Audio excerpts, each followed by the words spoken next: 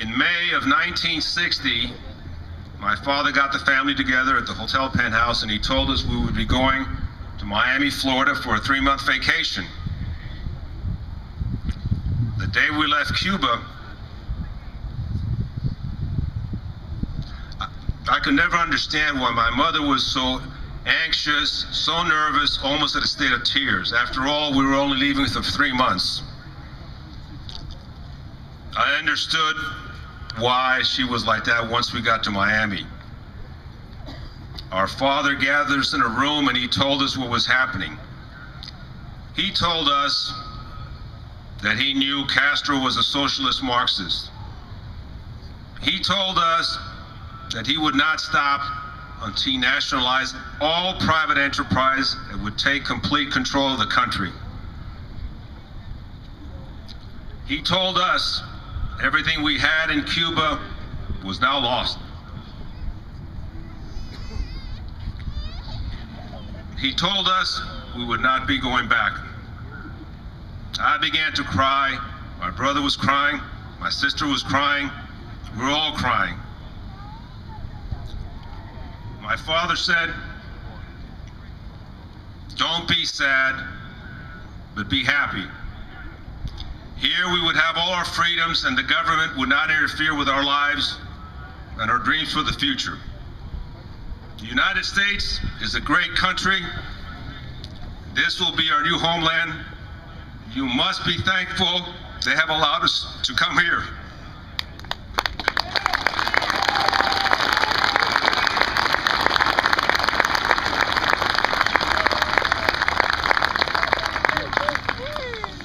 As we continue to assimilate to our new lives in the United States, Castro's transformation of Cuba continued.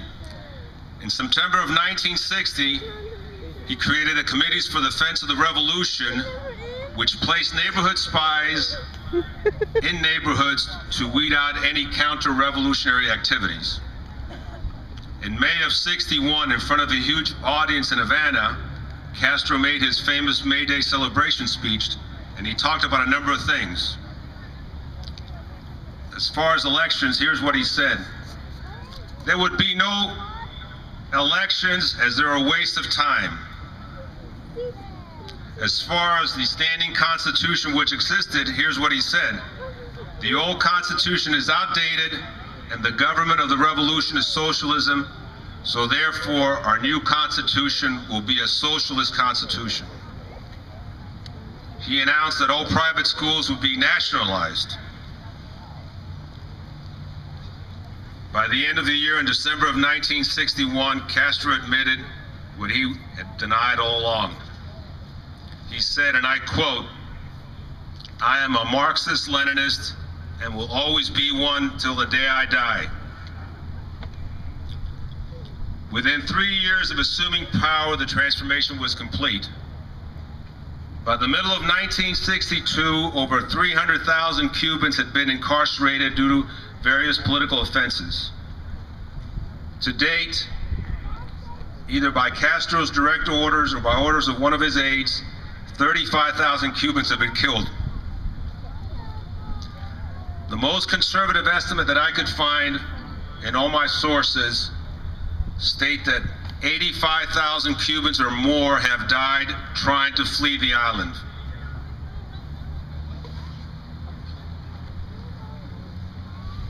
There is one true blueprint of all socialist Marxist dictators throughout history, and it's all the same. They all make promises that they don't intend to keep. They all want to promote social justice. They all distort the facts. And if necessary, they lie to justify their agenda. With Fidel Castro, the revolution always justified his actions. With Barack Obama, it's not about me, it's about you. It's a slogan which he has repeated on numerous occasions.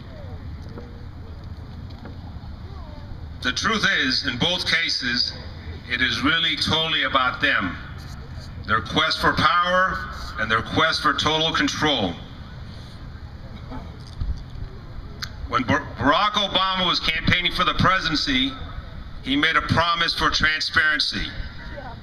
Obama stated, "When there is a bill that ends up on my desk as president, you, the public, will have 5 days to look online and find out what is in it before I sign it. So you know what your government is doing." Of the first 11 bills he signed, only 6 were posted on the website. None of them were posted for the full 5 days. When Obamacare was recently passed on a Sunday night of March 9, 2010, anybody could hardly read it. It was over 2,000 pages long. President Barack Obama signed it 48 hours later.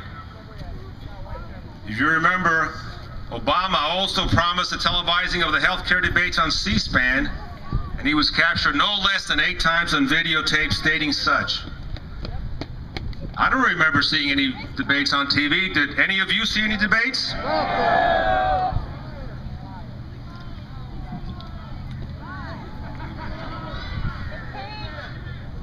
There are many differences between Cuba and the United States, but there are very few differences between Fidel Castro and Barack Obama.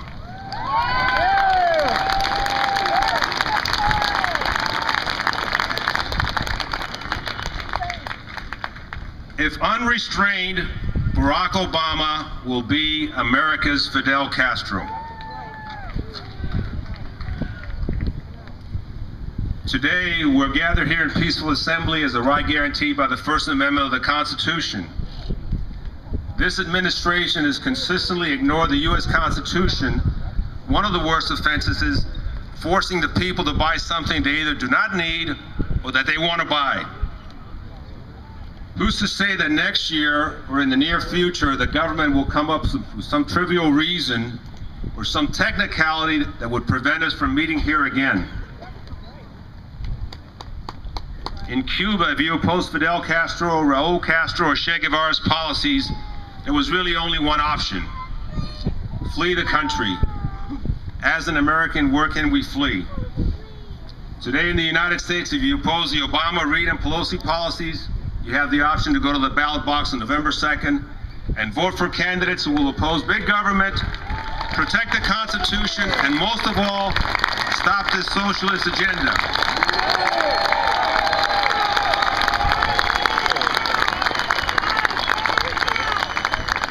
I'm being told I'm out of time, but I've only got 1 more minute left, so I'm going forward with or without approval. After November 2nd until January 3rd, until the new members of Congress are sworn in, will be a very critical time. The lame duck session of Congress will allow Congress to pass more destructive legislation, which we may not be able to overcome. I believe now is the time for the American public to unite and demand that no new legislation be passed until the new members of Congress are sworn in.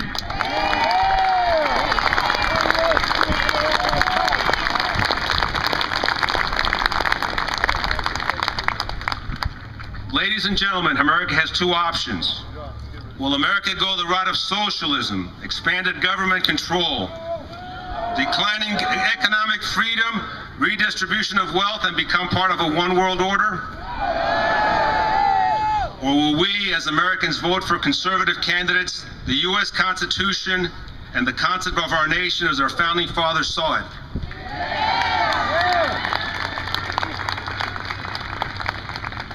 The choice is up to us.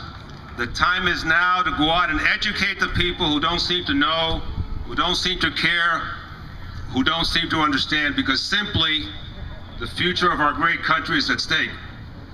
Now is the time to begin to take the process of taking our country back.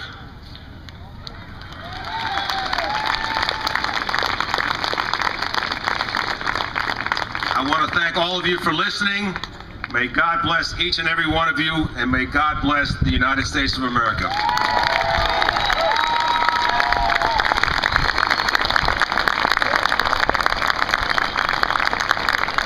Bernard Navarro, let him hear it.